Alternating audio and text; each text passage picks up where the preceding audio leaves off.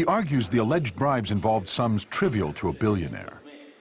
Ma io mi domando, se ci fosse stato davvero bisogno di dare qualche centinaio di miliardi a qualcuno, il signor Berlusconi aveva bisogno di falsificare i bilanci delle sue società, faceva semplicemente un cenno alla cassa personale dove non ci sono vincoli di contabilità e dove poteva prelevare non centinaia di milioni, ma centinaia e centinaia e centinaia e in qualche occasione anche 1 migliaio di volte le dazioni che erano date ai giudici. The Prime Minister concludes by setting a date to return to court. Qualunque cosa succeda, l'ho già detto, eccetera, io quel giorno sarò a disposizione quel giorno, anche per eccetera, io quel giorno sarò... È una farsa, il 25 sa che sarà già passato il lodo meccanico, quindi non ci sarà più nessuna udienza. E questa legge che sta approvando lo renderà al di sopra della legge, nel senso che potrà fare quello che vuole e potrà aver fatto quello che vuole e non gli succederà più nulla, non lo potranno più processare. Praticamente questo processo muore oggi, questo è il funerale del processo e credo che sia anche il funerale della giustizia italiana.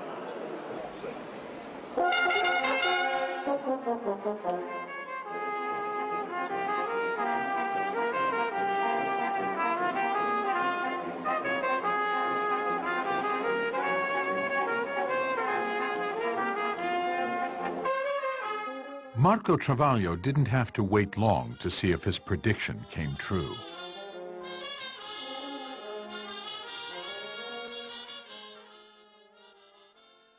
One day after Berlusconi's court appearance, the lower house is voting to pass the immunity bill.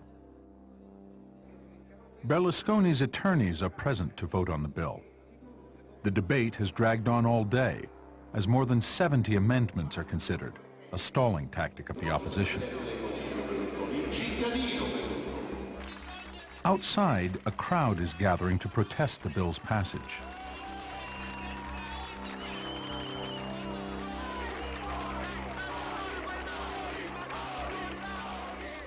The demonstrators are urging the opposition to protest the immunity bill by walking out, which they later do, because it is clear that Berlusconi's governing coalition has the votes.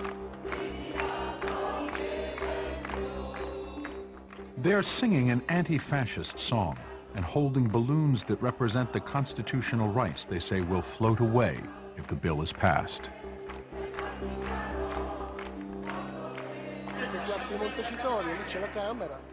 Dove è già stata approvata, dove tra un po' approveranno la legge che è stata approvata al Senato, avrà l'effetto immediato da qualche giorno per bloccare il processo in cui è coinvolto il Premier. Disposizione per l'attuazione dell'articolo 68 della Costituzione nonché in materia di processi penali. After 8 hours of debate, the immunity bill comes to a vote.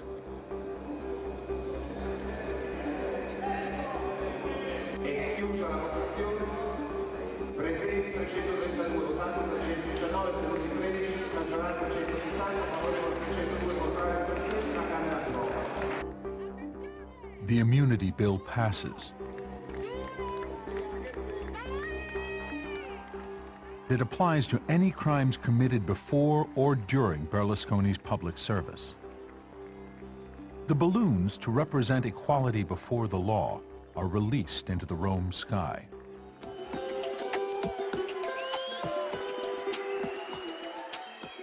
In Florence, thousands more protesters took to the streets. Marco Travaglio spoke to the crowd.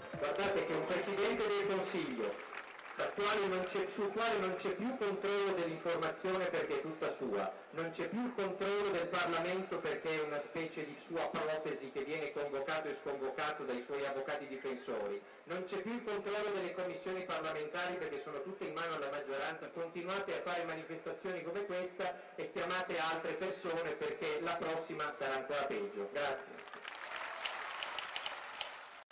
Now we don't need to change the constitution, all the rules, the appearances, the procedures can be respected. That's unnecessary because the power of television, which did not exist in Hitler's or Mussolini's time, combined to the power of radio and combined to the power of the press, you can have democracy as an empty shell. The substance is gone, or is going. On July 1st, just 13 days after the immunity law passed, Prime Minister Berlusconi took over the rotating presidency of the European Union. At first, his charm seemed to be winning over his audience. But just 24 hours into his presidency, a German member of the European Parliament questioned his conflicts of interest and the immunity law, and the honeymoon was over. So che in Italia c'è un produttore che sta montando un film sui campi di concentramento nazisti. La suggerirò per il ruolo di Capò.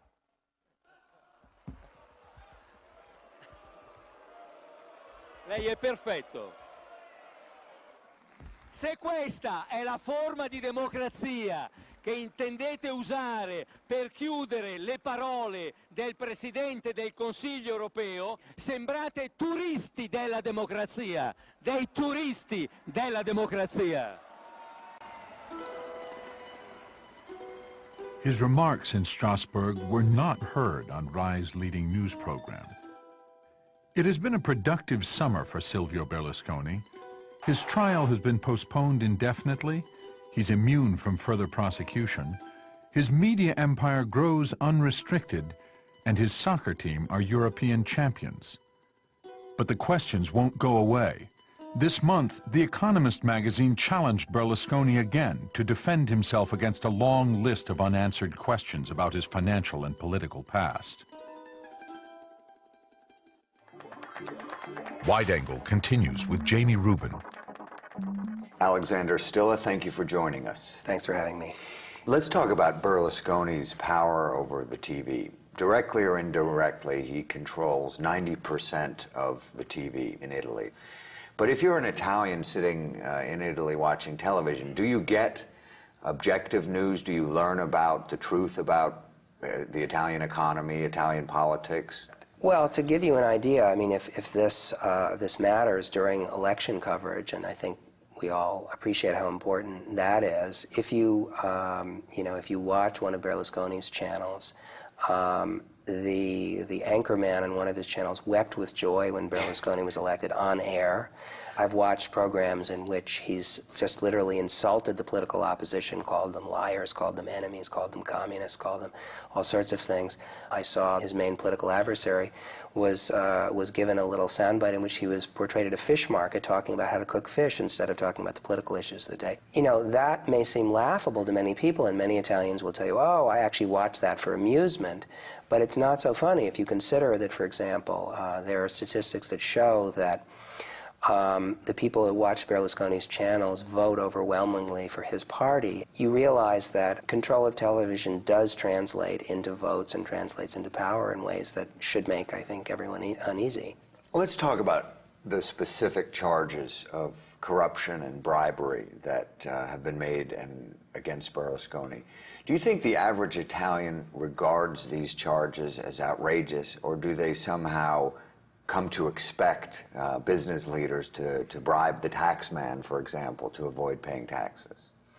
Well, I think it's true that one reason why there's been a high level of toleration for Berlusconi and his legal problems is that many Italians do skirt the law, in many cases feel they're forced to skirt the law by excessive regulation. There are something like 70,000 or 90,000 laws in Italy and only 5,000 in France or Germany. Tax laws. Just laws in general. Their life is very regulated. But I think that what many Italians don't know, because it hasn't been publicized, is that the kind of bribery and the kind of corner cutting that Berlusconi and his company has done is on an entirely different scale. That's not being reported to the Italian people in detail. It is reported, but it's, for example, never explained on TV, so that, for example, what you'll get on TV is Berlusconi or one of his lawyers saying, this is outrageous, they've invented an entire case based on no evidence. And then a journalist doesn't intervene and say, actually the evidence is this, and there are two ways of looking at this case. You only get, he's been accused of bribing a judge, a contradiction of that charge by saying it's invented, and no independent analysis of what the facts are. Do you regard the newspapers, as opposed to the television, as free in Italy? And haven't they been some of the primary critics of Berlusconi?